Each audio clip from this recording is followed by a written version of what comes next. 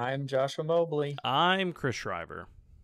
And this time we're going to talk about a couple of recent releases and some big old news announcements from E3, including the Xbox/Bethesda conference and maybe some more. We'll see. Yeah, not all of it though, because it's still going on. We Yes, saw indeed. Nintendo and somebody tomorrow. EA still hasn't gone, and Bandai Namco Bethesda still and hasn't Microsoft gone. went already. Bethesda and Microsoft went. And that was a great show, in my opinion. It's the only thing worth watching, honestly. I'm with you. It was crazy. It was that's really the only good. one I watched. Yeah, so to get it completely out of the way now, I think this is probably, and I don't know if it's COVID. I don't know if it's me getting older and my taste just not being met anymore. I think it's you getting older. And I don't even know what I want at this point. I think you know exactly what you want, and it's sitting right behind you on that couch. Yeah. There's just there's nothing I give two shits about. I shouldn't say that. It's literally it's Halo Infinite. Heck yeah. That game looks freaking great, and I'm really interested in where they're going with the story. Yeah. Because I did not expect it to be about that when they showed that freaking gorilla guy and his pilot friend. Yeah. I was like, this looks mildly interesting. And then they showed this story trailer, and I was like, that now could you be got cool. me. Yeah. Now you got me. There's some mystery to it. Very into that. And it's actually, I was afraid they were just going to sidestep what happened in Halo 5 with Cortana, because it's this game series has basically always been about them. Is it a soft reboot? Is it not, kind of thing? Yeah, we don't know. Yeah. But I like who's leading the project. I like how the game looks. It looks super fun. Yeah, I'm excited. But I didn't want to interrupt. You said you were excited about Halo and you were excited about the game that they closed with from Arcane. Yes. Redfall, baby. That's honestly the most interesting thing to have come out of all of E3. You didn't even see it, but I was like, yeah. But the the premise of it was co-op shooter and vampires. I was like, you had me at co-op first of all, but then you added more. Yeah. All you had to say was Arcane. Arcane. Yeah. Yeah. And then it ended up being a freaking dope looking thing about vampires and psychic people with superpowers and robots. Hell yeah, dude. That robot was pretty cute. I am so much more excited about Redfall than I am about Deathloop. But I also get to be excited about Deathloop. Yeah. I know, and Deathloop's probably going to be incredible. It's Arcane. They're both going to be awesome. They've not made a bad game yet, so at least in my estimation. I have no opinion. Yeah, I have no opinion. Dishonored freaking rules. Just go play freaking Dishonored 1, man. It's great. Yes. And then play the rest of the Dishonoreds because Nicole's fist bumping over there. You need to go do it. Yes, I mean, Nicole and I are of one mind about how the greatness of Dishonored. This is true. But yeah. Forget my opinion on it. You talk it up all the time. You think Dishonored 1 is better than Dishonored 2, and I don't completely. That's not what I said. You said where people should start. Well, yeah, that is where they should start. Sorry.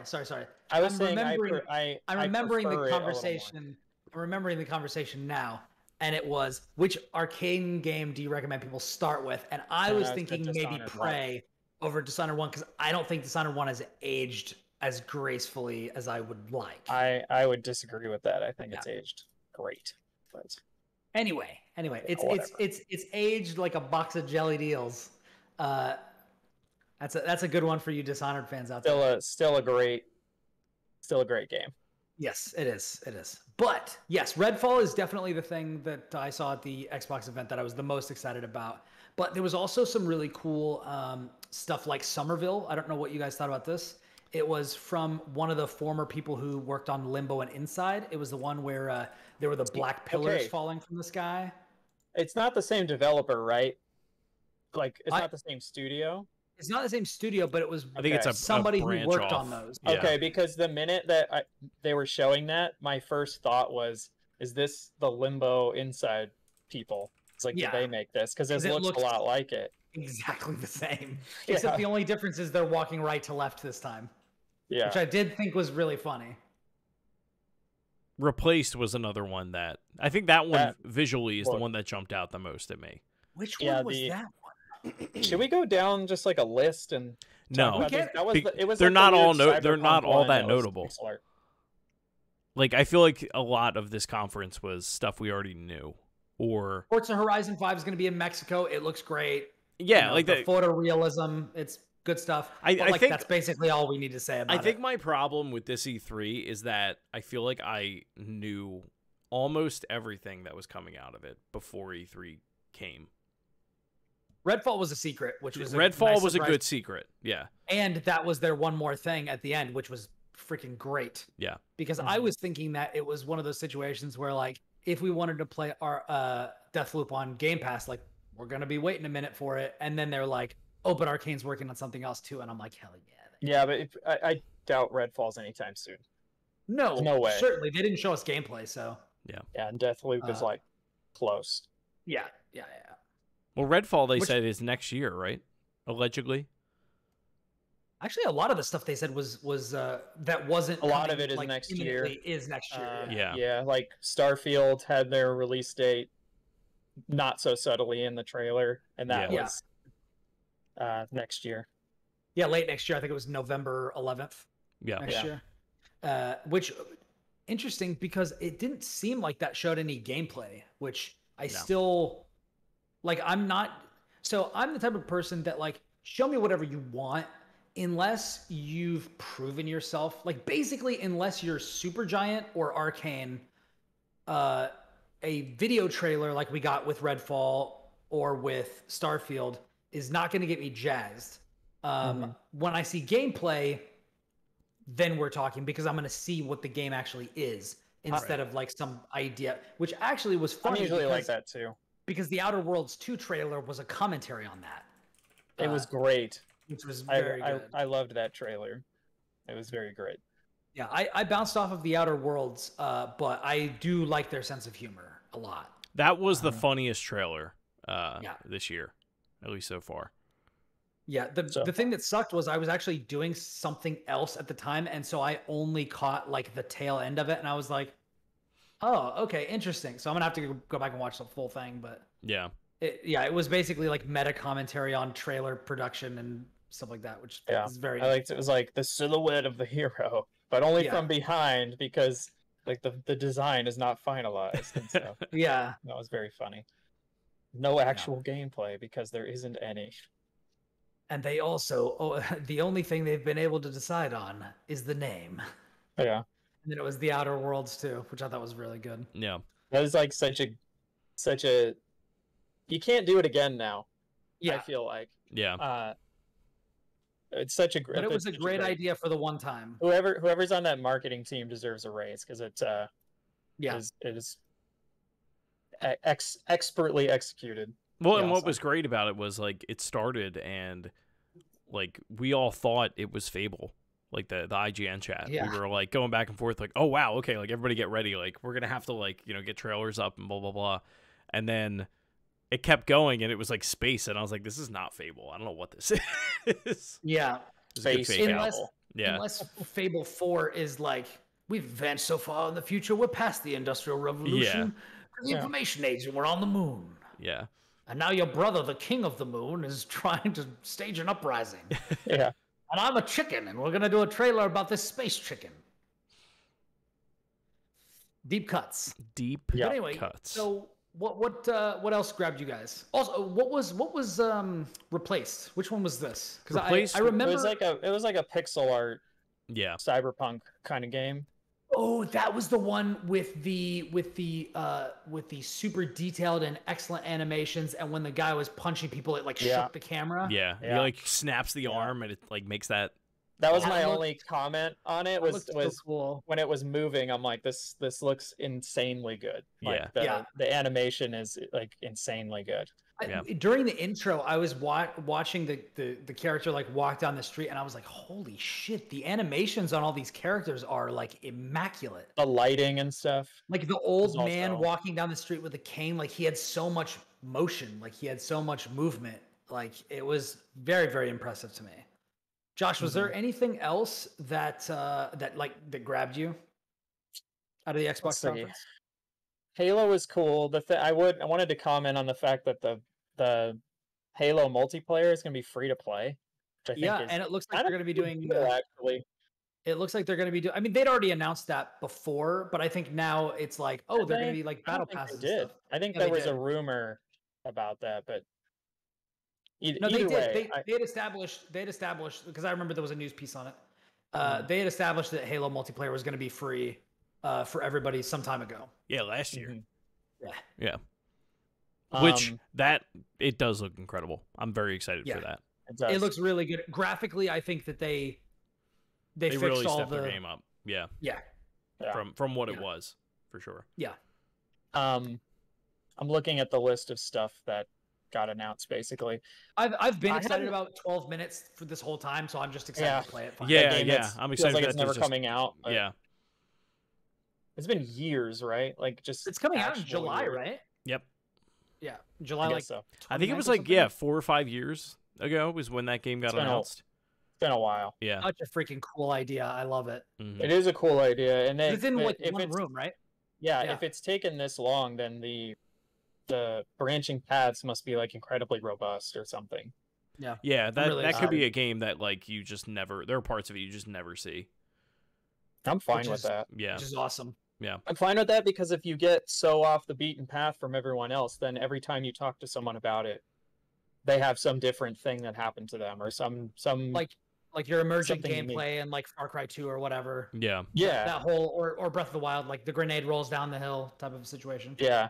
Oh, and it rolled into the whole mob and killed them, and it was funny. That kind of stuff. Yeah. Emerging gameplay, so good. I hadn't seen any of the. I wonder if it'll have like those trees like in the Zero Escape games, like where like by the when you go back or when you reach like the end of one path, it'll like go back and like show you all the whole web of everything. Mm-hmm. I don't know that this is that sort of a game, but like I think surprised. That would be interesting. Yeah. I don't know if they're gonna recommend you even do something like that. They're probably gonna be not, but play it the one time and live with it, right? Yeah. I'm a firm believer in like when you play something like that, just keep going. Don't go like, well, I'm gonna turn back the clock and like fix it. Nope. Roll with it.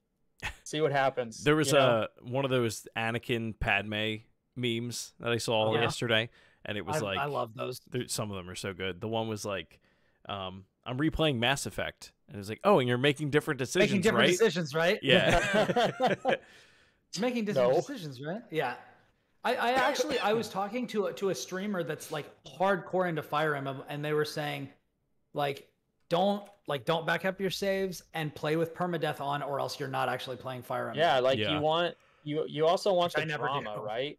You want the that's why I feel like Darkest Dungeon, as punishing as it is, like having permadeath be part of the experience, it makes you be way more careful. And it means that your victories mean something, but it also means that your defeats are like stories. They're not just like, well, I died, and then you move on. It's like, I had this one character, and they were so awesome, and then they went insane and just like murdered everybody themselves, and then they like died, and I lost all this stuff. Like, that's a story right there, right? Yeah. Like, I feel like that's a million times more interesting than just having another death or whatever. Yeah. So what else? Anything else, Josh? Well, I was going to say, I hadn't watched any of the Battlefield footage. Holy crap, it actually looks really cool. I watched that with Audrey. She was there when I saw that, and I was like, holy shit, like this giant tornado, and then there was a person who parachuted out, and then they got freaking swept up into it, and I was like, this is something I'm definitely going to play. It looks cool. That game will stream really well. Yeah. Just because of all the different like scenarios you can come across with the weather patterns and everything. I'm I've loved Battlefield for a long, long time. Like I played the original on PC like way, way back in the day.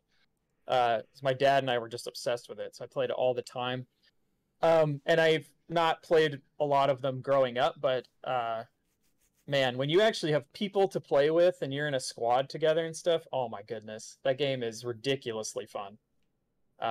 Just the like situations you get yourself in and the things that happen are just so incredibly like unique every game and stuff, and the things that you can just pull off It's like no other thing that exists. And so Cool. seeing that, I was like, oh my god, there's like 128 people in here or whatever it is, and all this stuff's going on. This looks amazing. So I'm interested to try that out. And then the other thing that actually, at first, when I saw it, I went, I don't know how I feel about this, but the more the trailer ran, the more I went, all right, I'm doing this. Was the Pirates of the Caribbean thing? I might actually hop into that. I was like, at first I was like, really? And then as it went on, I'm like, yeah, all right, let's do it. I'm in. Like, let's do it. So I love Sea of Thieves. So if you ever want to play, Chris, I have friends who also play. I haven't gotten sucked into like the proper game. I've only played the beta. Oh my god, it is completely different now. Yeah, when there was basically nothing except chasing chickens around on empty islands. Yeah. Yeah, you don't do that really anymore. There's like story quests and unlockables. Oh, nice. It's freaking awesome. It's so good. So fun fact about that trailer started up and I was like, they got the actress who played Tia Dalma to basically just do another version of that character for Sea of Thieves. That's interesting. And then it keeps going. Yeah. And then they're like, that's kind of what I thought of too. We need you to rescue a pirate. And then it was someone holding a bone out of the cell to a dog. And I was like, oh my God. What's funny is I was watching it and it was him. Yeah. And I was like, oh no, she's literally, it's the character. It's not the actor. Yeah. It's the character is back. And then they had Gibbs. And then they had, they were like, and we got to talk to Davy Jones, and then they had that person speak, and I'm like, well, they couldn't get Bill Nye, but they got everybody else. Yeah. They got That's Johnny. pretty impressive. Well, no, so they have a very impressive. So Kingdom Hearts 3 had them. It's the same. It's got to be the same voice actors, I imagine. The guy that does that Johnny Depp does a very good job. Oh, it's not actually Johnny. It sounds exactly really like him. Yeah, he really does well. They had someone. Dude, Gibbs has to be the same dude. That might be him. And Tia Dalma is definitely the same person. Yeah. Like she sounds exactly the same. Because he's not that busy as far as I know. But I would imagine that's still him. But yeah, that's great. If that's not Johnny Depp, that person is very talented. That person is very talented. Yeah. I would be because it sounds freaking just like him. Yeah. It does. And I can usually tell. Yeah, usually you're like, it sounds like him, but yeah, like not quite enough. Right. Yeah, this person is nailing the mannerisms for sure. I was convinced it was actually Johnny Depp, but I guess it's not. But either way, very excited about Sea of Thieves. Chris, if you ever want to play it, is like, I'll play with you. I freaking love it. I think I have it on my Series X. I haven't. Game Pass. Well, no, I mean installed. I don't have to download it. It has cross-play and everything. It's freaking great. I love it. I was gonna say, if there was anything that would get me in, it would be this. But I think the likelihood of a Kraken appearing is like way higher with this. And I'm like, I always forget that that's a phobia that you have. I'm working on it. I am working on it. Just watch more tentacle porn. You'll be fine. I went on YouTube the other day. What? Oh boy. I went on YouTube the other day and specifically watched a video on deep sea terrifying animals, and it did not have giant squids, but it did have like regular squids on it and stuff like that. And yes, I know the Kraken is technically a giant octopus and not a giant squid, but the way they're depicted in fiction is pretty much the same shit. Yeah. The thing that scares me about squids is not actually something that octopuses have. Teeth? No, it's the eye. Oh. Yeah. I don't know if octopi have teeth. I genuinely don't know that. Well, they do. Octopus's eyes face different directions. They're not exactly on the side, and they don't have that like unblinking, freaking terrifying stare. But yeah. Oh, fun fact! I used to do that to my sister when we were in the water. Like I would go down underwater in the lake, and then I would pop up with my eyes open and just kind of bob there and look blankly at her. Freaked her the fuck out. And eventually, she was like, "You cannot do that anymore." And apparently, I gave her a phobia about like open, blank, staring eyes. So God just visited that judgment upon me with my Yeah. phobia of the Goes There around, you comes go. around. deep sea. But I've been trying to educate myself on giant tentacled beasts in the hope that knowledge decreases fear, because it does with most things. Fear of the unknown, when that unknown becomes known, it's no longer quite as scary. Yeah. So I'm trying to educate myself out of this phobia by immersion, much in the same way that I got out of my fear of heights and claustrophobia in that same way. Like Bruce Wayne in the cave, just letting the bats fly over. Exactly. Exactly. I just need to jump in a pool with a bunch of squids. I'm not doing that. I will say before we go to something else, the thing that I love the most about Sea of Thieves is like it is a kind of a lot of like it is a lot of the same stuff you do in the beta, where you're just kind of sailing around and like doing random shit. But the thing that's great about it is almost every time I've played, there's some kind of unique, weird little story that crops up, and all of my friends and I now have weird little rituals we do, like when the night's over, like we'll literally all drink as much as we can, so we're throwing up all over the place, and then we throw all of the fire bombs and set the boat on fire and watch it sink. And while you're drunk and playing music, the music sounds terrible, so it's all like and we're all just like running around while the boat is on fire and sinking and stuff, and we're like, that's the end of the night, we're all gonna go to bed, like kind of thing. And we just came up with that one day, and now we do it every time. It's like you do these little just kind of things, and it's just fun. It's just like, I'm gonna hang out with my friends. We're gonna do weird little puzzles and like fight skeletons and steal from someone because they sailed too close and we thought they were an enemy, so we just sank them and stole all their crap. Like, that's awesome. It's a good time. Pirate's life, my friend. Yeah, you got to pirate. It's a pirate game. You have to be a pirate. Yeah. The statistic coming out of the Xbox conference that I think is, the Brian was right moment is the 33 new games were announced. I thought it was only 30. 33 new games were announced. I don't know. I'm looking at an article. All of which are coming to Game Pass in some capacity. I thought they said, so when in the beginning of the thing, they said, we're showing you 30 games. They said 27 of the 30 games we're showing you are all coming to Game Pass. A majority of these games are confirmed to launch. So it was like all but 3, and I couldn't even remember which ones were the ones. Yeah. Which honestly, that made the Xbox thing just 10 times more exciting, because it was like suddenly almost every single one was like on something Game you could Pass, potentially I can play this. Yeah, it wasn't like, this is something you could play if you give us $60. This is something you'll get to play whenever it finally comes out. Yeah. Right? Yeah.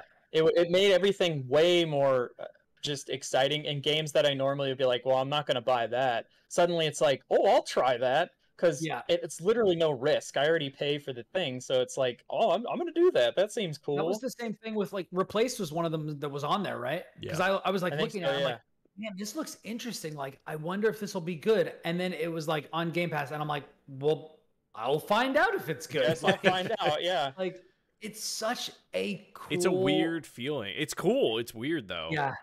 It's like Harry it's thinks basically there's 27 coming to Game Pass. Yeah. It's basically like, if you think about it a certain way, it's like this Xbox conference is a conference specifically for you. Like, hey, here's some games we're gonna give you.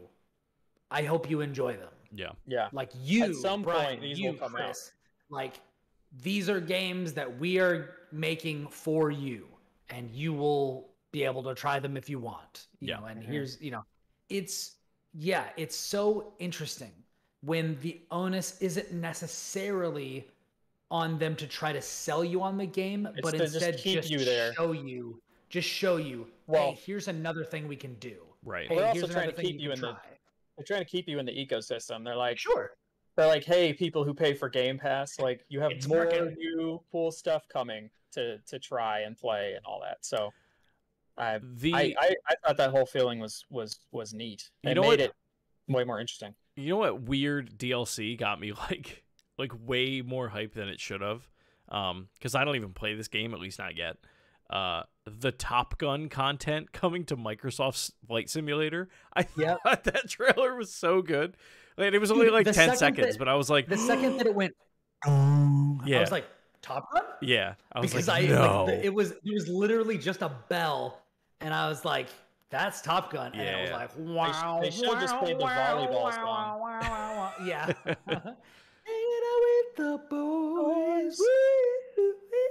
I really wanted that song to be in Metal Gear 5 when I was playing it, because you could have your like chopper come in and it would play the song. I wanted that one to be That would have playing. been great.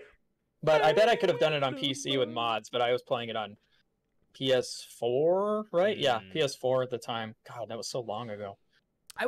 I played, that was that's a throwback. I'll never forget Metal Gear Solid 5 because that was the game that convinced me the original Xbox One controller was not good. Because the launch controller for Xbox One, the shoulder buttons were so hard to push. I remember that. Anywhere except the very far corners. Yeah. And it actually was starting to give me hand strain, so I switched and borrowed my brother's copy of it because he's a PlayStation guy, and I played the rest of the game on PS4. Because the shoulder buttons on that are just fine. And now these are juicy. Oh yeah, best controller around, my dude. It is such a good controller. Speaking of controllers, you know what I was boy very upset to discover this morning? What? My analog stick on my Hyperkin died. Oh. I can't. I was like trying to play Banjo-Kazooie with it. I don't know what it is, man. This Xbox controller, it's just like it's too small. And I was holding this. I was like, I mean, this is giant. Not the freaking Duke? This is the Duke. It's giant, but I was like, this is comfortable. Like, it's more comfortable than the Xbox controller is for me for some reason. The Duke is, when I was a kid, I couldn't problem. Yeah. This was a huge problem for a lot of people with PlayStation. I think that's one of the reasons Microsoft went that way is because the PlayStation controllers were too small for some people. Yeah. Yeah. Whereas like the Duke was too small for some other people. So like I feel like everybody's just kind of met in the middle, and now we're like here, where it's like this is big, but it's not like now none of you like it. Still, for people with small hands, like my wife hates the PS5 controller. Yeah, like absolutely hates it. I'm not a huge fan of it either. I'm playing a game that we'll talk about later. Guilty Gear Strive has kind of brought me around on it, just because it's. Like I was talking about earlier, like with immersion, like they're like, yo, because with Dragon Ball Fighters, I could play with the PS5 controller or the PS4 controller. Right. And so I just played with the PS4 controller because it was what I was comfortable with. And I didn't really like the DualSense for fighting games because the D-pad sucks. Yeah. But then Strive is a PS5 game, and you can't play a PS5 game with a PS4 controller because for some reason. But so that got me into it a bit more, and I'm a bit more used to it now. So I'm not as outright hostile to the DualSense as I have been. I still definitely think that the Series X controller is better, but it is better. I'm with you. Yeah, but I don't just because it does like look at this D-pad. Look at this freaking crispy D-pad. Come on. I love the D-pad. It's just when you look pull at it. I want to be able to pull it apart. Right. That's all. You want to just have that and cross it with this? Not even that. I just want it like a little bit longer. Just let me. Just want it like this. You know what it is? It's the. I know it's because I'm. You want like old. the big keyboard controller from the GameCube from Fantasy Star. Fantasy Star. Yeah, you know it's the it's like this like motion of like the Xbox controllers in the other room, but like having to keep it all close. I don't know. I think I've just spent too much time playing video games like over COVID, and like now my hands are just like shot. But like, that's why I got more other hobbies. Yeah. I don't know. I just like I'm looking at, which I'm sure is better for your hands. I'm gonna send you guys. It's not as link for this. Just so you can see what I'm like talking about. So there's a controller. You're not finger blasting everything. No. There's a controller by a company called Retro Fighters. It's called the Brawler 64. Am I gonna be able to do this easily? Hold on. Or Chris, you could play all your games with one of these. What is that? Fight stick? I could. Mine's back there. It's right there. The custom one. Yeah, I don't know. But that Brawler 64 controller, like the design of it looks good. I just want the Switch Pro controller for every system. That's what I want. It's crazy because that's definitely my least favorite controller. It's so comfy. I don't know what it is. I have weird hands. It's fine. Hey, you know what? It's fine. Everybody's got their own. Yeah. It's like I really love the Series X controller. I think it's really good. Yeah. We're right there, my dude. Mm-hmm. So, Chris, I talked to Josh about the stuff that he was excited about. Was there anything that we did not talk about from the Xbox showcase that you were jazzed about, or anything from any other thing, because Xbox is the only showcase that I saw. I am. I've never played Psychonauts. I don't know if I will like Psychonauts whenever I do end up playing it. Really, I feel like you would. I'm sorry, dude. It seems like it would be right up my alley. I actually started it up the other day on PS4 and realized it was a PS2 like original, one of the ones they converted. So it like runs at 480p and it looks like crap. And I was like, I'm not going to do this. I'll do it on the Xbox. Does that include the limited run version? Because I bought the limited run like PS4 version and never even opened it. I imagine it does. Yeah, it's probably the same release. But the Xbox version, releasing the original one with the new one, or no? They already did. So if you have Game Pass, you can play the first one. It's like it runs as an Xbox original title. I don't think it has achievements, but it does like upscale it like it does with all the other Xbox games. That's probably a better way to do it. Might be a place that's how. And then also, if you're going to play the second one, then I assume the controls will be a little similar. I feel really bad about what I said now. Oh no, I mean I have no opinion on it, like at all. Yeah. I've never played I don't have an opinion on it either. Yeah. To be clear with our listeners, after I got done watching the Xbox showcase, I was like, I thought everything was pretty good, but I definitely cannot ever play Psychonauts. I think I actually called it Knots at first, but it's just everything about that game seems like it's just not a game that's for me, which is totally great. Yeah. Like I love that people legitimately seem to be excited about it, which I'm very excited about. Yeah, like I'm glad it's coming out. Like it's one of those kinds of games. Like I'm excited for people who have been looking forward to it. Brian also doesn't strike me as a Saturday morning cartoon kind of person. I used to be, which that whole game is. So yeah. I don't know. I could see that entering my short list, of what I'm going to play next. Right now, I've been working on the emulation PC because I've been thinking about. They didn't announce a new Banjo-Kazooie, so now I'm like, well, what's the best way I'm going to play it? Because now I want to. Suck on that, Microsoft, because I'm not playing it on Xbox. Despite isn't anybody out there making like a UE4 remake? I was in the shower this morning and thought, I wonder if I could start doing it. Like really? I wonder if I could learn. I have UE5 installed right now. I was like, I wonder if I could give it a shot. I'm sure that would be very nuts. Even if I just make like the opening area or whatever. Yeah, Spiral Mountain, like just that opening tutorial area. That'd be cool. That would be really crazy to see. Yeah. Two other titles that were announced that I'm excited for. One for Jess. I won't play it probably, but I'm excited that it's coming out. It's Mario plus Rabbids. Was announced at the Ubisoft conference. I think that looks. It looks like a very good sequel. I think it's interesting that I really like the original. Yeah, it's interesting that they're getting away from the grid-based like movement. I don't know how that's gonna work. It wasn't grid-based movement in the first one. Yeah, it was. Pretty sure. It was. No, they locked to surfaces, right? It was more like XCOM. Yeah, right? on a grid. Well, no, on a grid. Yeah. XCOM's on a grid too. Yeah.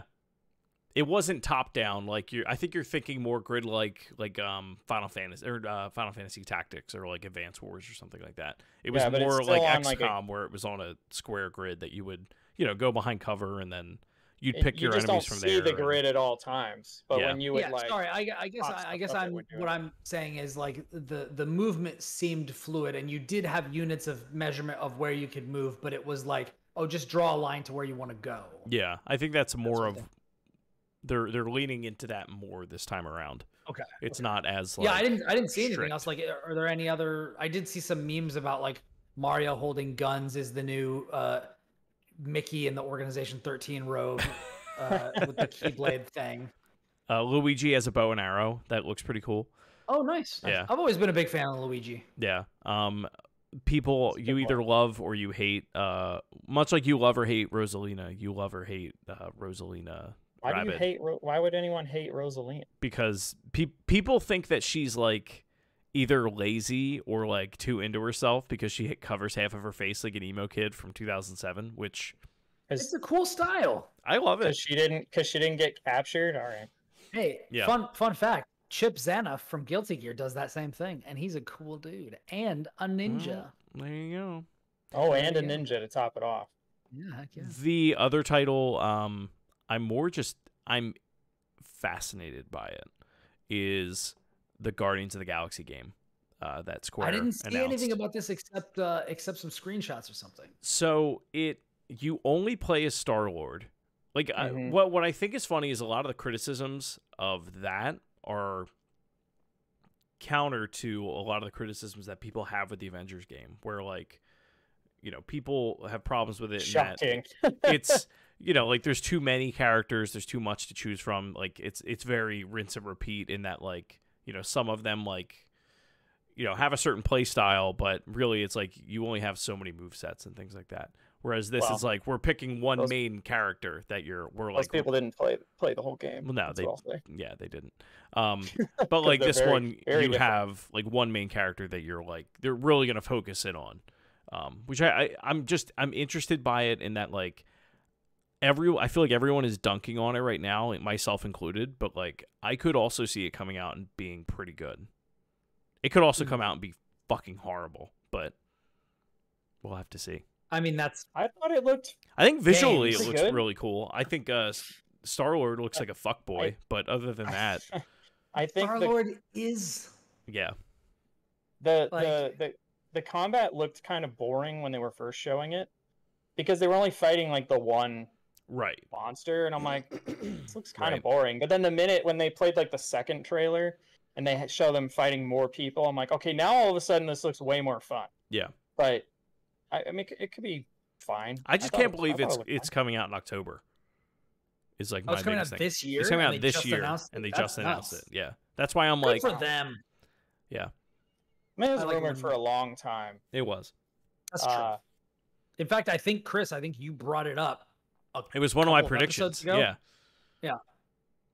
Yeah, because people kept throwing it around, and you know, I was like, at some point they have to show this game if it's real. But I think people need to calm down.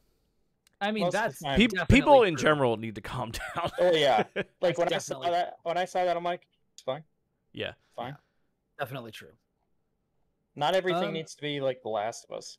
No, it doesn't. Sometimes things can just be like, that was fine. In fact, things should not be all like The Last of Us. Yeah, exactly. We would be very sad overall. Too depressing. We're already sad. We don't need any more of that. Yeah. We don't need any more of that. Yeah. Was there anything else, or was that it? Was that all the stuff? Babylon's Fall looks kind of cool.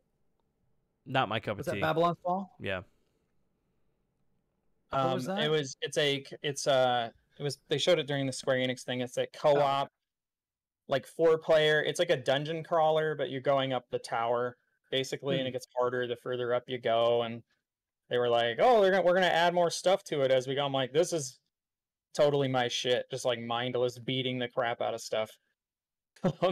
So I was like, "Yeah, I'm into this." Speaking of that, I thought the Ascent looked kind of interesting. Yeah, you know what's funny is I have that preloaded on my Xbox because it's been on the Game Pass thing forever. And yet, you can't play it. Like, I've had it since last month preloaded, and every time you try to boot into it, it's like, this doesn't come out until July. I'm like, then why did you let me do this? Psychonauts did the same thing. That was also the same thing with The Medium and Chris Tales. Yeah. So they're just letting you preload, which is great. Like, there are people who have, like, meter if it goes gold, like, do it. Yeah, sure. Yeah.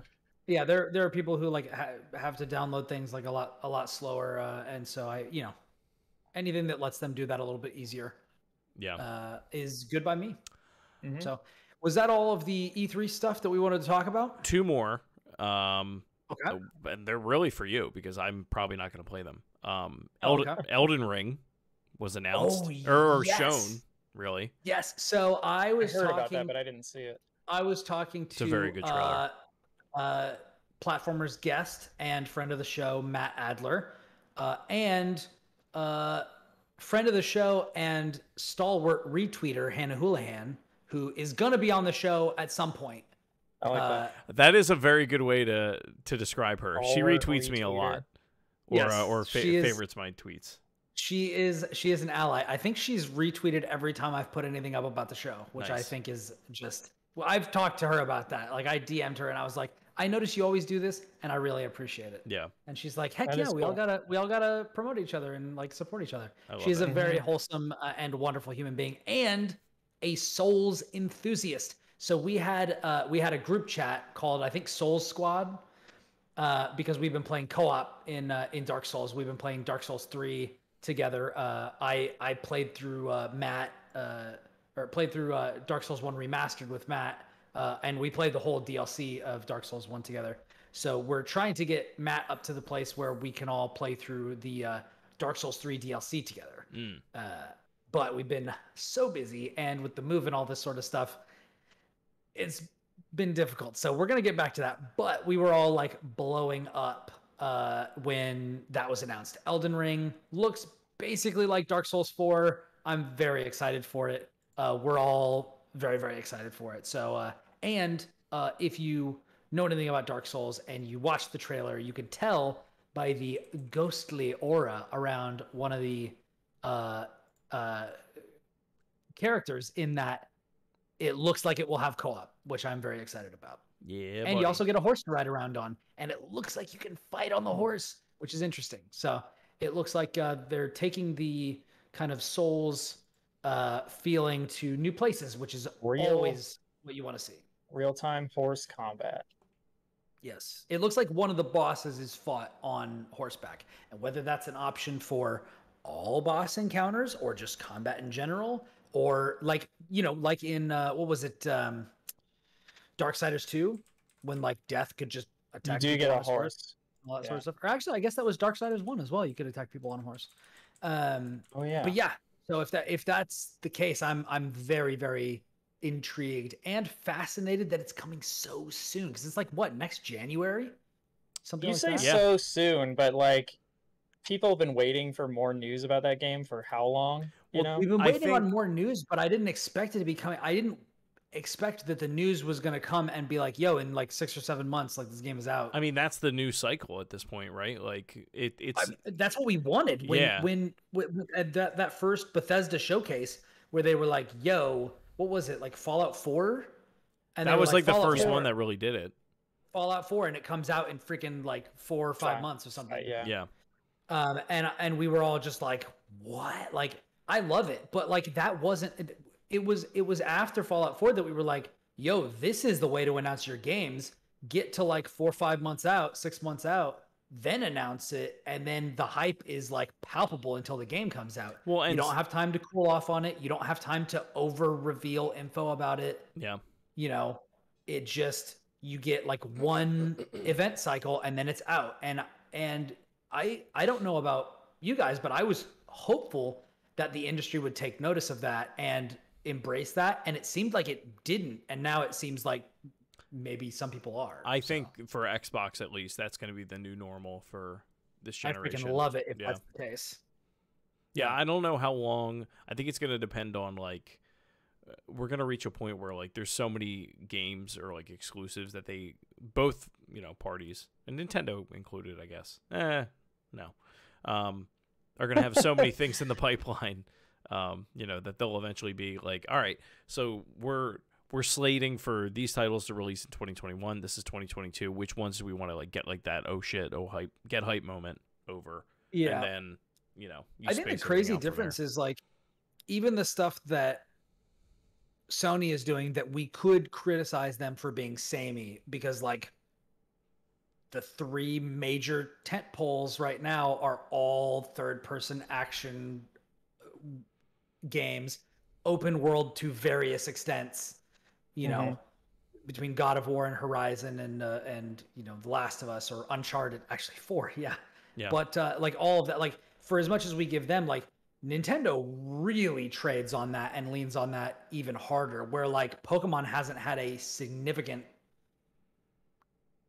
alteration to their formula since the freaking beginning. Like if you look at Pokemon Sun and Moon, Pokemon Sword and Shield, like they're pretty similar to Pokemon Red and Blue. Yeah. Like if a slightly different camera perspective and stuff like that, but like the game is basically the same.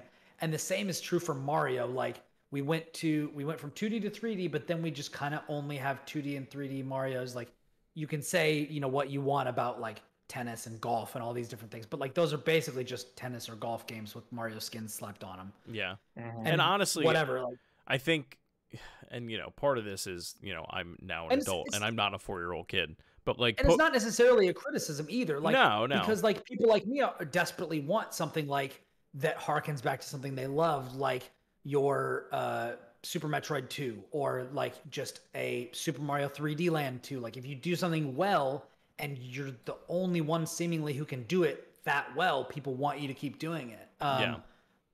And if it's not broke, don't fix it or whatever. But like, there is still something to be said for Microsoft having a more broad approach to the different types of stuff they're willing to take on, either in the first or second party. And that's the thing with Xbox. I think that is the big takeaway for me, at least right now, is like, I'm so used to looking at E3 and just like any of these presentations through the lens of a PlayStation player, or at least a PlayStation player of the last generation that was like, this is my console, like this is all I'm playing on. And being used to the idea that like I will play 80% of the things that they are showing off, more than likely, at least if it's first party. There are very for Sony, few, you mean? Yeah, for Sony. Like, there are very few first party games from Sony that I haven't played. And I think the same could be said about all of us here. Traditionally, I have been definitely a PlayStation guy. Yeah, and I think with Xbox, because we do have Game Pass, and because you're getting so many third-party options, available to you if you are a subscriber, not everything will be for you, and and that's just the way it's got to be. Which is fine. There's only so many hours in a day anyway. Not all at bats are going to get on base. No. That's just the way it is. I have to remind myself that. Where, like, I'm watching the Xbox conference, like, where's the kids game? Where's the, the family game, or like, the platformer or whatever? And like, where's the kart racer? Right, where's the kart racer? Like all the stupid kid shit that I love to play. And it's not there. Or maybe it's coming. I don't know. And to be fair, it's not a lot of places. No, like, Sony's I think definitely not putting those out either. No, they're not. I think I'm just more surprised that like both of these parties have kind of leaned into like, our target audience is the 16 to 35-year-olds.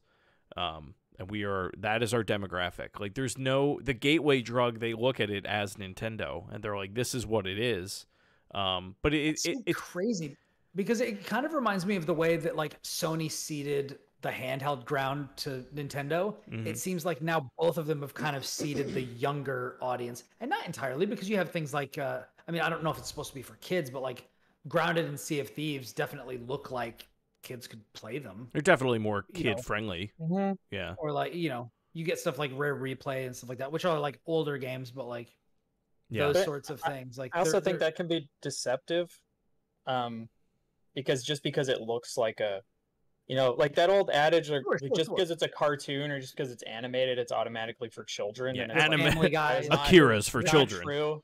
Like and all that sort of stuff. Yeah. Yeah, animation is not a genre, right? Right. So I feel like that can be deceptive too, where it's medium, like, oh, this looks cartoony, it must be for children. It's like, no, not necessarily. Yeah. But we got Rayman and stuff like that, but those are all from third parties. Right. Yeah. So it kind of seems like, and this is kind of what I was thinking when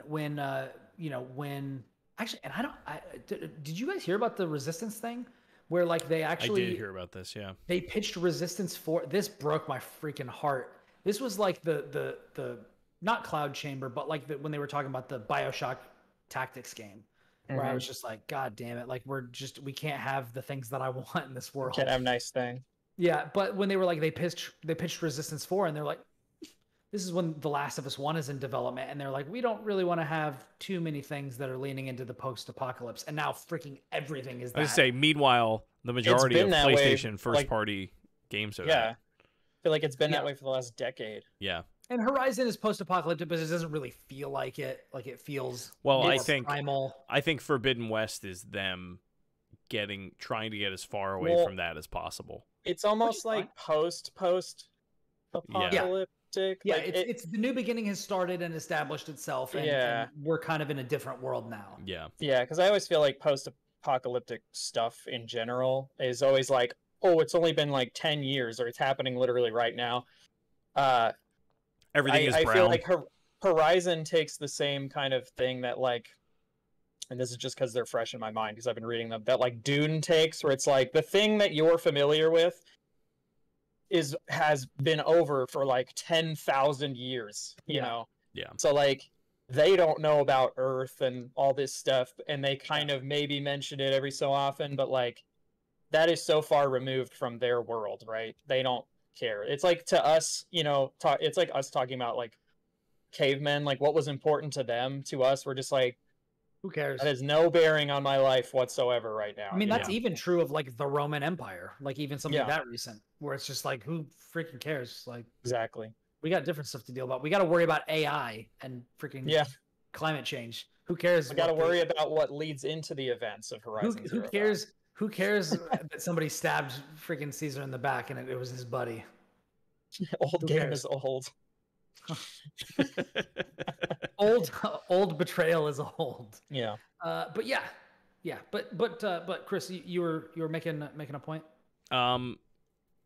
No, I mean that was basically just like this. The gist you of didn't it. see. Like you saw that gap. Like you saw a lack of like those kind of like exuberant... I find it interesting that like it almost seems like there isn't a need to make a game like that anymore. Like there are very few games anymore that like I can look at and be like, this is, and I'll use the word whimsical is probably a good way to put it.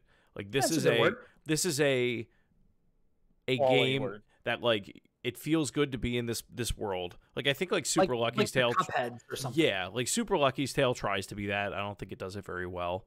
Or Snake Pass. Where like there are just things that are very, it's like charming and unique, and you want to just explore more of it, because of just, you know, the characters in it. It's very like bubbly, like things like that. I think there were some games within the Wholesome Direct that they did this year, from some independent developers. That there's one in particular, I don't know the name of it, but you basically are this painter, and you like come in contact with like, or like you have to like recolor the world. The world is black and white. It's almost like a Cuphead kind of art style.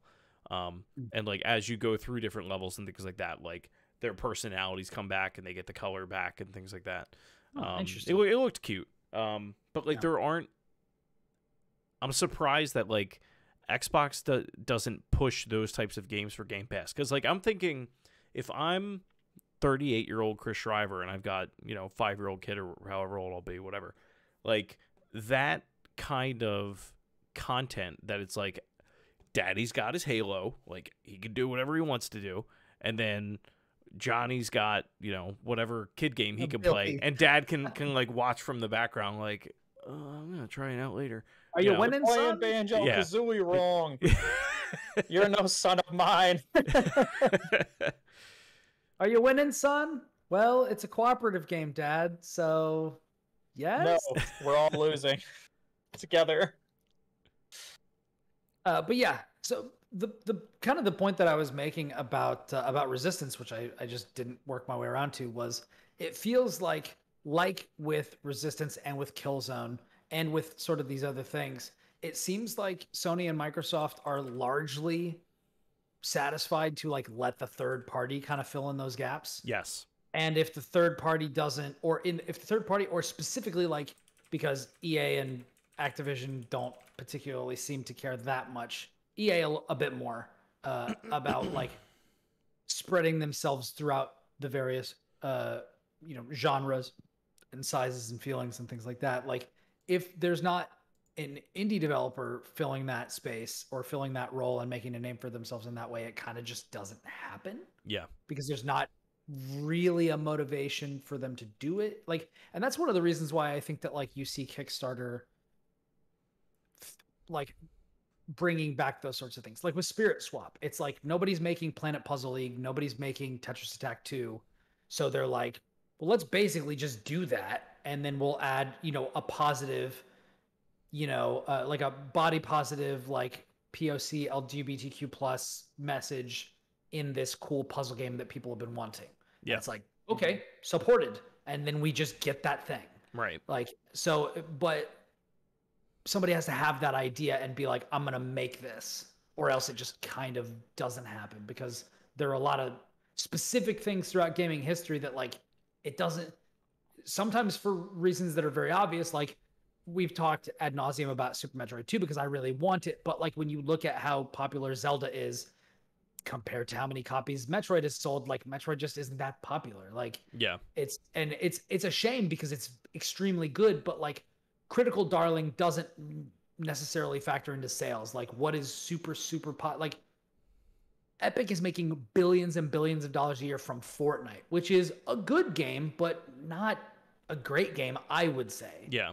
But like something like Baldur's Gate 2 and Super Metroid are like fucking great games, or Portal or Dishonored. And like none of those games really continued or were brought back except Baldur's Gate.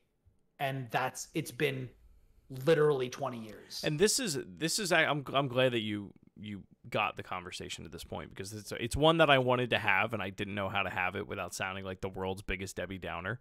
I've been doing I watched Bo Burnham's Inside about a week ago, and like have just been doing a lot of self-reflecting on just like content that I consume, ways that I interact with media, what type of media I'm using and why I'm using it. The amount of time that I'm now realizing that I spend in the morning on my phone not looking at anything is nauseating, to be honest with you. And so I've been thinking a lot about the types of games that are being made now, and who they're for, and what is the motivation behind the person making it. And I feel like when I was growing up in like the N64 era, the GameCube era especially, sure, it was to sell consoles and games, and Nintendo needs to make their money and things like that. But like, I feel like there are so few games anymore that come out that it's like there was this incredibly creative person that had this idea, and they collaborated with a group of people, and they made this thing that is totally unique, and it's unlike anything else we've ever seen before. And now it's a lot of like there's too many equations that go into a game that gets created now, where it's like, does this stream well? What is the price tag on it? Who's the demographic? Like, there are all these questions. What is our monetization model? Right. Like, how many units do we think that we're going to sell? And like, these are all questions we have that microtransactions to support it long term. And then do we have incentives to keep people in, like battle passes and stuff? Right. Or is this a games as service? Is this something where we're going to do a couple DLC drops and then have a Game of the Year edition after the fact? Like, I'm exhausted by all of that at this point. And I think the Xbox conference, as much as I love the idea that we have all these games coming to Game Pass and things like that, and that I don't have to shell out $60 for everything that I even just want to dip my toe into, I think it's perfect for that. But I think we're going to come around the bend eventually on certain games in Game Pass where you're going to have a Back for Blood, and it's fine. It's part of the business model, and I understand that. But you're going to have these games that you're going to have to shell out $60 for it for you to keep playing when they eventually do leave. That's the side of it that we haven't experienced yet, and I don't think we will for a while. I think we have until mid next year, this time next year, really, to really start to see that happen. But those games will be replaced by other games. I don't know. It's just part of it was the Bo Burnham thing. The other part of it was we watched the last Blockbuster last night, and it just got me thinking about the experience of. Sorry that I'm I'm ranting. Like the Blockbuster. Yeah, like, so keep going. So there's a documentary on Netflix that I think everybody should watch, because it's fascinating. When I haven't sat and really thought about it in a long time, where they talk about the rise and fall of Blockbuster, how Netflix said, hey, you can buy us or we're going to bring you out of business, and they laughed him out of the room, is kind of how the story goes. And then they should have done it. They, all the stores closed. They go bankrupt. They went from 4 stores left. There were 2, I think 3 in Alaska. They closed, and now there's 1 left in Bend, Oregon. And the only reason that it's still open is because it's basically become this media community center, because the woman that runs it loves her job so much and is just such a genuinely good person that people are I don't. Sure, I have Netflix, but I can only get this experience here, and the people that run this are such good people that like the community is supporting. Yeah, they're continuing to support it. And like, you know, Jess and I were talking about like, do you just remember the idea of going to like walking into a Blockbuster Friday night, being so excited to like see if did they have the new release? If not, like what were you gonna walk out with? Like who gets the pick that week? Are we getting pizza on the way home? Like you walk down different aisles that have different. Now, so fun fact, like I am a big fan of that. Yeah. And in fact, one of my first jobs, actually, it was my second job. My first job was as a janitor for Wycliffe Bible Translators. My second job was as a clerk at a Hollywood Video. Nice. Which was, I mean, I don't know if it was a Blockbuster rival, but it was another. No, I mean, they were basically a rival of Blockbuster. Yeah. They weren't nearly as big, but in the town where I grew up, there was a place called Aardvark Video, which I loved going to when I was like very, very small, like 5 years old or whatever. But yeah, I worked at Hollywood Video, and it had Game Crazy onto it, which was basically that same thing but for video games, which is where I was first introduced to Disgaea, which is where I was first introduced to like a lot of stuff that like was really cool because there were people in there and they had the different consoles set up, and if you wanted to try a game, like the thing with GameStop was you could try it, and if you didn't like it within 7 days, you could return it. But the thing with Game Crazy was if you wanted, they didn't accept returns, but if you wanted to try it before you bought it, they would crack it open out of the game case and let you play it there. And that's where I got introduced to Metal Gear and like all this other stuff. Like that's where I first played like Mega Man 1 via the PSP version, Mega Man Powered Up. Like I played so many cool things there, and it was such a cool, like I'm still a person who like I get codes for games, but I still like going to GameStop and like talking shop with people. That's the piece of it though, is that like you can't talk shop with Netflix. I've come to terms with the fact that like this is going to sound horrible to say, like we're literally on Twitch right now, but like I'm just going to come out and say it. The like concept of like we have a community and like we know all of these people and we know each other. It is such artificial bullshit. Like there is nothing that comes close. And granted, there are people that have done tremendous, you know, incredible things over Twitch and things like that, you know, with helping charities and whatever you want to call it, helping people. And I understand that. The three of us met through digital community. We did. Yeah. But like, and we made something real out of it. We did. But there's something to be said about like physically being in a store, running into so-and-so from your class or like, or whatever the case may be. The first date situation, like, you know, you're walking around like trying to not embarrass, you know, the other person of like, oh man, like, are they going to judge me if I go into the Disney section? I don't know. But there's a very out if I say I want to rent Children of the Corn. Yeah. Like there's a very human part to physically being in a space like that. And so much of really all of our content at this point is just aimlessly wandering through a storefront. And if I'm cognizant enough Netflixes or Game Passes to understand what I'm looking at, or like even think about what I'm looking at, you know, that's pretty rare. I think the majority of people, they open up whatever streaming app they have and they just kind of glance for a half hour and go, shit, I guess it's time to go to bed. And then that's the end of the day. Like, it's just sad. It just feels very, I feel like so much content anymore and the distribution of it is just so ingenuine to not just, like, granted, you can get it very easily, but it's just not genuine to the human experience of actually, like, participating in or watching that content. As much as I agree with you, this is powerfully close to being an old man thing about like you kids don't know. No, it absolutely is, and that's what I mean. How like great that's it was to drive to a store. Like that's and I completely understand that. We were talking about this in full disclosure. We were talking about this in chat before we started, and one of the things that I said was it's more convenient than ever. But that paralysis of choice is something that I definitely do feel, and I feel like the more the collection expands, the more difficult it becomes. Like, for example, like when the Epic Game Store first came out, there were not that many games on it. Now they've given me, and I own like fucking 300 games on just the Epic Game Store. Yep. And it's like, am I going to play any of those? The likelihood that I'm going to play any of those is dropping as time goes on, you know? And this is one of those situations where, and I mean, I don't know if this is something you've experienced, but, and we should get off of this, like, before we go too much further, especially if we want to talk about other things. Yeah. But one thing that I've definitely experienced is going around thumbing through Game Pass, being like, I'll download that, I'll download that, I'll download that. And then I have a pruning process that comes right after it, like binging and purging. Like I go into my installed library and I'm like, I'm never going to play that, delete.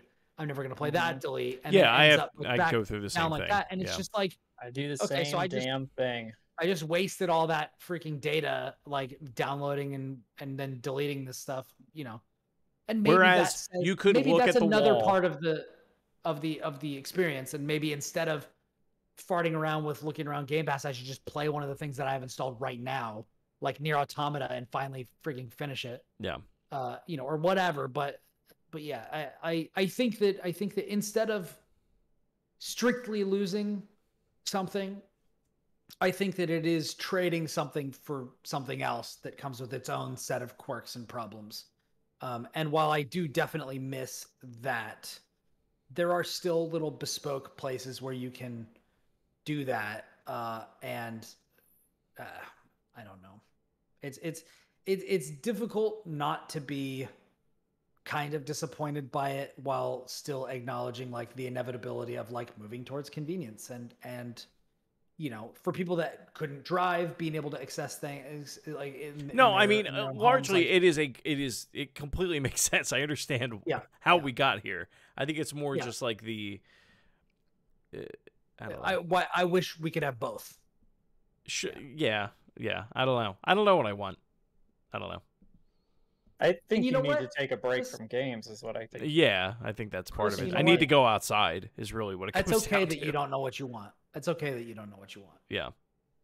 And I will say, as somebody who like, did I say this on? I didn't talk about music on. No. Stream. I don't think so. Yeah.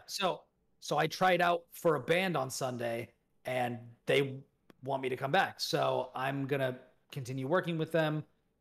Probably gonna be the drummer for this band, and if I am, there's like music videos that are coming out, and there are shows that are scheduled, like big shows. So, and it felt so good to spend just like 3 to 4 hours on a day in a sweaty, small practice space going nuts. And it was different. Yeah. You know, I was not sitting at this desk.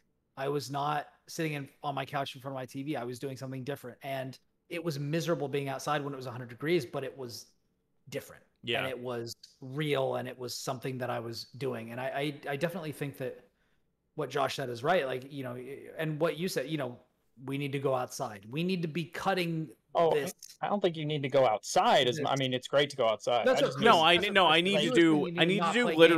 do something else. I need to do literally anything that doesn't involve a computer or a game console is what it comes down to. Like we are far enough into the pandemic, or at the tail end of it at this point, you know, God willing.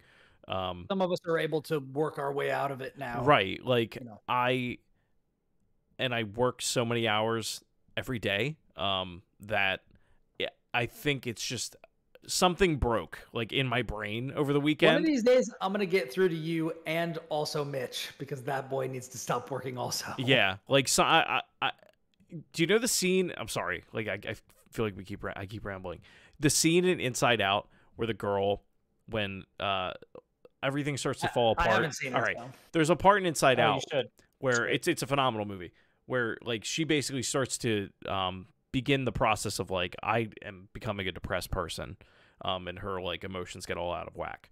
But it's like something snaps in her where like something just happens and like she's not okay like at this point in the movie. And like that happened to me over the weekend because of all of this shit. And because of how I felt about E3. And I was just like, what is going on? No. Yeah, I think you just need it. Like, that's why I'm really thankful I got back into, like, painting and stuff. And granted, a lot of the painting I'm doing is for like games, but not video games, right? Yeah. But it's stuff that I'm not looking at a screen for. I'm sitting, at my table, just like doing something, like really focusing, and like I'll have like an audiobook on or something, but I'm just focusing on this one thing. Yeah. And like that has been very nice, because I feel like if I had just been like looking at screens the whole time, which I looked at a lot, but I mean probably just as much as everyone else did, and as much as I did before the pandemic, but I'm glad that I have picked up stuff that doesn't involve screens. Yeah. And I'm glad that I took like some kind of big gaming breaks where I'm just at this point where I'm like, if I don't want to do that, I'm not going to do that. Like I'm going to go do the thing I actually want to do. Right. I'm not going to try and be like, I have to keep up with the conversation, because I'm not even really involved in the conversation anymore. So like, yeah. Why do I care? Yeah, that's I see myself quickly approaching that. Yeah. Well, hashtag anyway. deep talks of the platformers. Yeah, I think that these are all really good things to bring up. Like, I think these are all really good things to bring up. Yeah. I mean, I feel like if other people feel that way too that are listening, they also should just take a break. Like, there's an article from Wired today where literally the guy was like, whoever the writer was like, you can stop playing video games and that's okay. Like, it doesn't mean you're not a gamer. It doesn't mean that, your life is over. Like, you can, and like, I read it like in this moment where I was like, wow, like, I can't believe that. Yeah, it was just like, I can't believe like this article just came out today when I'm like on the brink of like a mental breakdown, basically. When you needed it, yeah. Articles always know somehow. Yeah. They're always like that one thing you like eyed and were thinking. The algorithm There's knows, a whole Chris. thing about it. Yeah. They're in my brain. Yeah. Yeah. But yeah, I think these are all good things to discuss. So one final question. Do we want to talk about Guilty Gear, or do we need to wrap completely? What do you think, Chris? That is up to Josh. I'm fine. We can time do wise. Let's do it. Yeah. So, ladies and gentlemen, I reached out. Big thanks to Mitch Saltzman, friend of the show, stalwart ally. Praise be unto him. Need to give people badges. He's a freaking great dude. Stalwart ally badge. He's a great dude. Also, he's really fun to fight against he's a good boy. in fighting games. He actually created a small industry fighting game community that I'm a member of that has been really, really fun to dive into. Specifically before the release of Guilty Gear Strive, which he put me in contact. So what I realized was I had just submitted like a contact form thing, and I realized the reason that I didn't have like a easy way to request a Guilty Gear Strive key is because the past fighting games that have involved Arc System Works were published by Bandai Namco, and so that was the PR rep that I had. I didn't actually have a ArcSys rep, and so here we go. Mitch put me in contact, and lo and behold, I was given a Guilty Gear Strive review key for the PlayStation 5, which very, very excited about that. Jazz claps. But that, so this is an Arc System Works fighting game. You've probably seen it. It's actually, I think it's surpassed the Street Fighter V, Mortal Kombat 11, and a bunch of those like concurrent streaming things, which was like really impressive. Because Guilty Gear has always been a niche fighting game franchise. ArcSys has usually been niche, but this is the first fighting game that they came out with after Dragon Ball, and Dragon Ball got a lot of people's attention. And Guilty Gear Xrd was really good, but Strive has taken it further, and it has rollback netcode, which is the thing that everybody's been begging for from Dragon Ball. And let me tell you, as somebody who's been able to play against other people since the game, before the game came out, the online is ridiculous. It is so freaking good, and it gives me great hope that this is going to be the push, because I think this is the first Japanese-made fighting game that has had rollback this good, and that is one of the reasons why I think this game is getting a lot of attention. Our buddy Mitch, we actually, like, a cool thing is, like, when you're talking to other reviewers and it's a fighting game where one of the key components is you have to be interacting with other people to review it. Like, the pool of people to fight against was basically just each other. And we were all reviewing the games for different outlets and all this sort of thing. So it was interesting, the discussions that we were having, and the same type that you would get with like a review discussion of like a major game like The Last of Us. Like if you have more than one person that's hands-on, like a lot of times at a big outlet like IGN, like the person leading the wiki will be talking to the person reviewing it, not necessarily to, like, you know, influence their opinion or whatever. Just chatting but, like, about the game. You're talking about it because they're the only people that you can talk about it with. Right. Yeah. And like that can be especially troubling when you get into games like Dark Souls, when it's like nobody else has the game and like you might not know how to beat this boss or like finish this puzzle. Like having a network of people who've played it that you can talk to when like the devs aren't always available is really useful. And so we talked a lot about this, and with a bunch of other people like Ronnie, also friend of the show, Ronnie Barrier, and Will Borger, and some other people. We were talking about it, and one of the things that we agreed, because like some of us are in Northern California, some of us are in Southern California, some of us are on the East Coast, and we were all able to play this game, and it felt like we were in the same room. Like it felt so good and so fast, and the connection is so stable and good that it was really, really impressive. But we all had Guilty Gear experience to various degrees, but Mitch gave it a 9, which is a score that I very much agree with. I think that there are issues, but they're pretty minor, and if you look at them in face of all the positives, like they kind of don't matter. Like basically my only real gripe with it is, although the lobby, like we talked about the lobby system, I think after I played the beta, the lobby systems were terrible. They've improved them a lot. Good. They're still not great, but they're decent. They are serviceable. So instead of just having to walk up and hold your sword up and wait for somebody else to walk up and hold their sword up next to you or in front of you to match up, they've just got a series of like arcade stations, like arcade cabinets in the world. So you just walk up and you'll see somebody on this 2-person thing and they're standing over here and you're like, okay, they want to fight. So I'll walk up to the other one and queue up here. And then you can do that. Or you can is it like the little chibi kind of like characters like in Dragon Ball? The little Ball? 8-bit stuff. Okay. Well, no, they're like pixelated. So it's not like that. And it's 2D, not 3D. Got it. It's just a flat area. But you can create private rooms and you can give like a short, like 6 or 7 digit alphanumeric key to the people that you want to invite to your room, and then it's lightning fast. You go into their room, they can have like up to 9 people in there, and you've got 2 or 3 stations in there that you can all just be like, I'm going to spectate this, I'm going to play this match, something like that. And you can set rules like winner stays, winner leaves, that sort of a thing. And so that's how we've done most of it. Nice. And it's been very, very easy to match up with people and get pulled instantly into their room. So that's basically all we've been doing. Like I haven't played, but I think 3 matches online because that functionality was gone until the game came out. I've played a bit more since then, but for a while during the review period before the embargo lifted, most of the story was not available, and like the online ranked mode was not available for a little bit. But then they implemented it, and it was like, wow, this is like pretty great. I was hoping, I had my fingers crossed that I could finish the story today so I could also review that. But I am on chapter 9 of 10.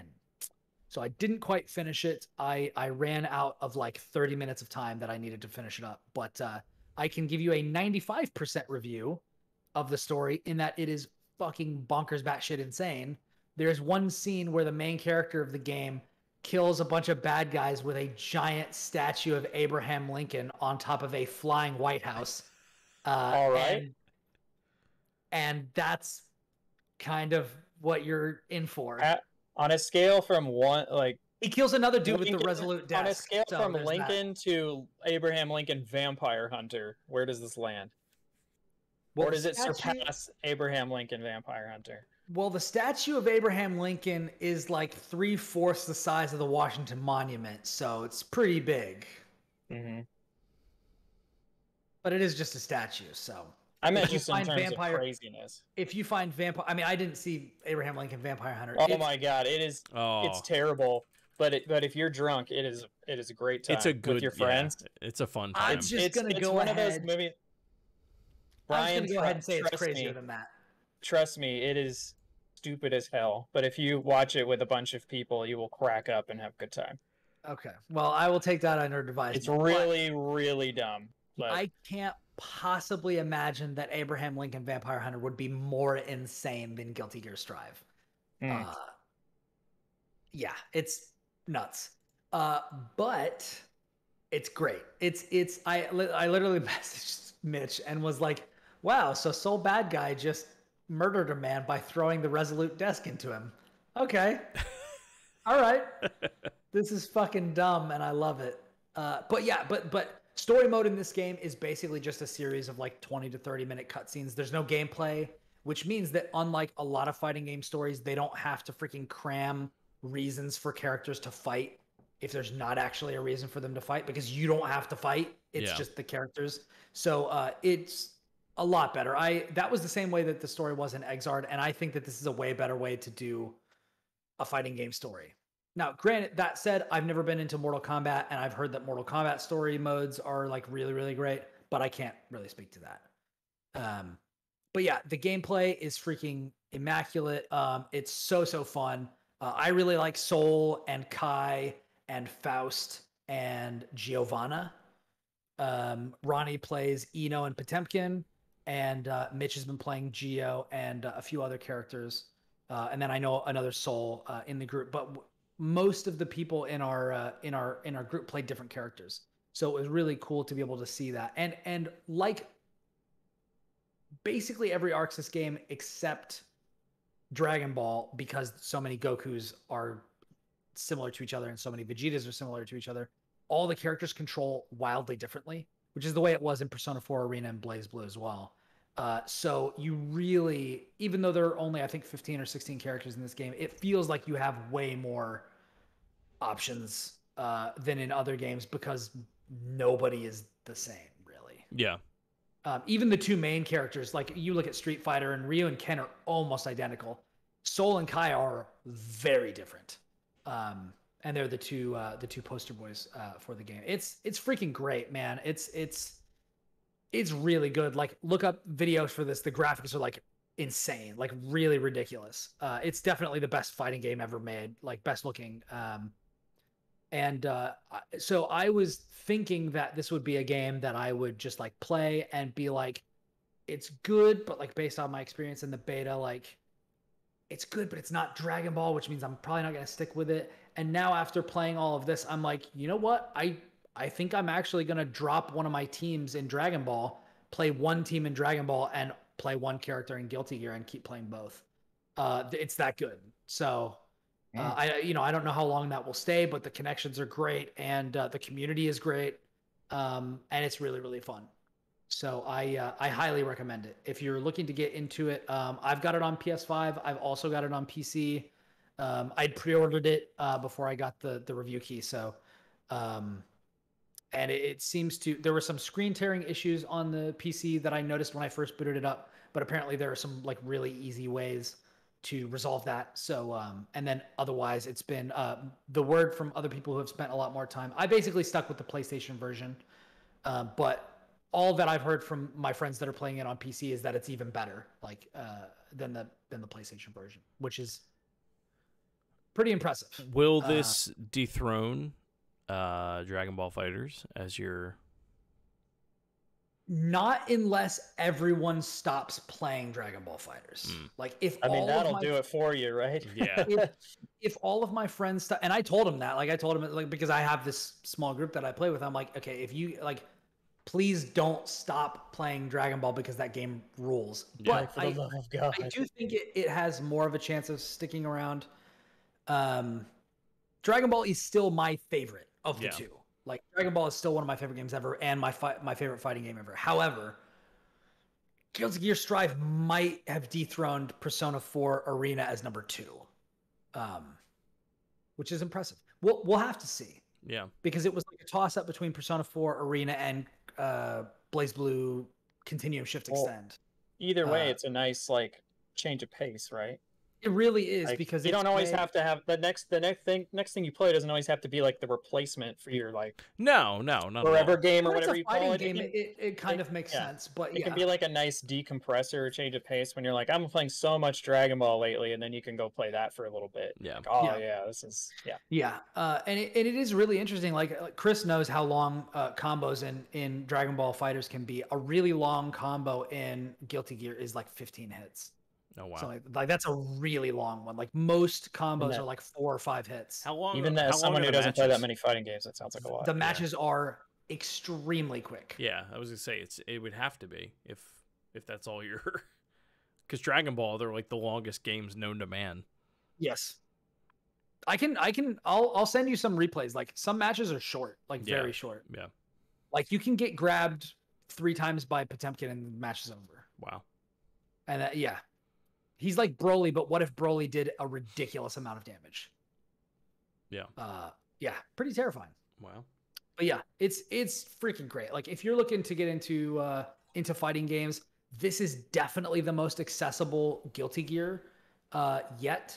It's one of those things where they kind of like pruned the mechanics into just the essentials. Those essentials still have a lot of depth.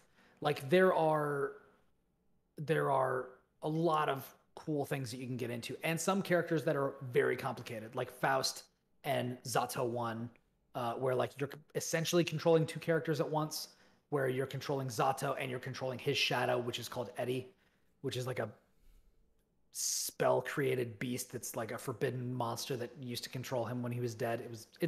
The story is insane. Like the story is actually insane. Melia Rage is a character who cast a forbidden spell on her hair, which can transform into a weapon like Medusa from the Inhumans.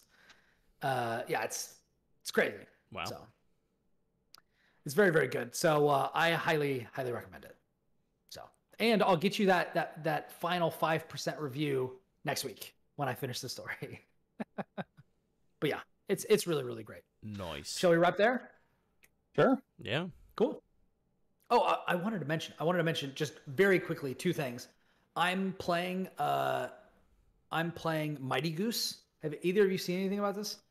Mm-hmm. I'm playing Mighty Goose on Switch, and I am gonna review it for the show, but I'm only 1 level in because I just got the code today. It's super, super fun. It's like Metal Slug mixed with Mega Man, and it's super dumb. And you basically play a Mega Man looking goose in space, and you just run around shooting people.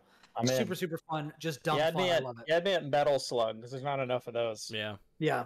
Although, did you see that Metal Slug Tactics game? I saw that. You were the first person I thought of. I did not. Yeah, they're making you actually, so Josh, cool. You should watch the trailer. You'll like the I should, because I freaking my dad and I built a MAME machine when I was young, and I played like all the Metal Slugs. I love those games. Yeah, that game is right up your alley. The crazy thing is, I think I've played a grand total of like 1.5 minutes of Metal Slug ever. Like I never. Dude, they're so good. They're great. Yeah. Yeah. Well, maybe I'll have to get into that. Yeah. But yeah, anyway, it's Mighty Goose is like $20. I'm definitely like, this is literally only my first impression about the first level, but it's super, super fun. I'm having a really fun time with it. So yeah. Thank you, ladies and gentlemen, for joining us for episode 182 of the Platformers.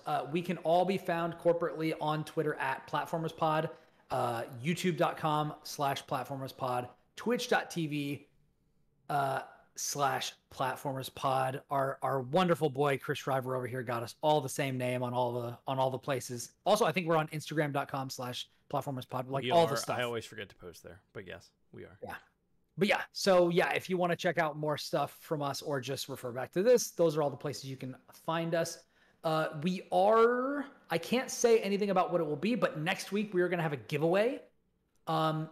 And we are going to be giving away some keys for a game, and I can't say anything more about it. But if you want to get your entry in early, if you give us a review on your podcast platform of choice, and you send us a screenshot on Twitter at PlatformersPod, or you can send it to me also at Ribnax, Ribnax.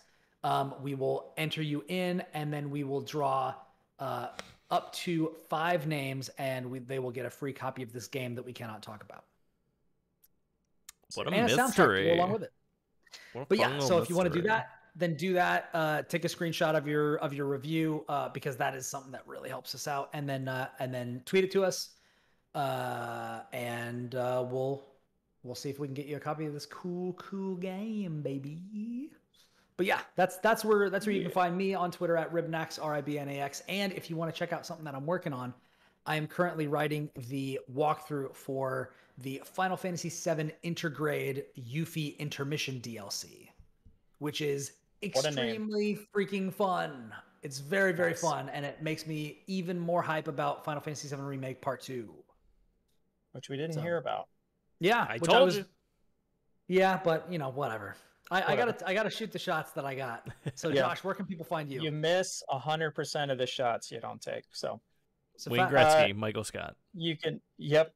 Every time I think of that. The quote with Wayne Gretzky, and then the quote of Michael Scott quoting Wayne Gretzky. So good. Yeah. So good.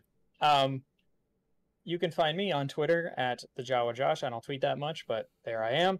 And if you want to see all the cool video essay stuff that I'm working on, you can go to youtube.com/braintap. And I actually finally have an update on the Spider-Man video, which might be out by the time you're listening to this, because it's almost done. Nice. It ended up being like almost 20 minutes long. Nice. I can't wait to see it. Yeah.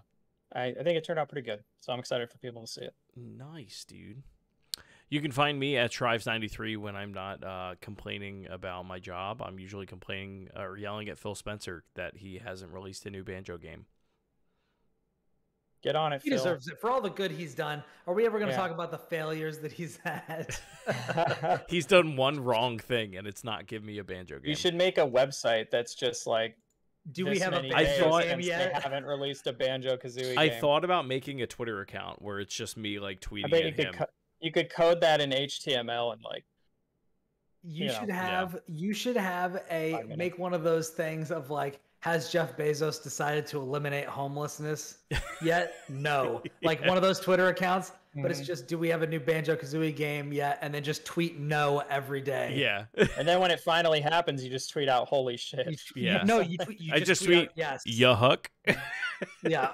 That's freaking great. Anyways, from all of us here at the Platformers, we hope you have a wonderful week and stay safe out there, because until next time, we are out. Bye.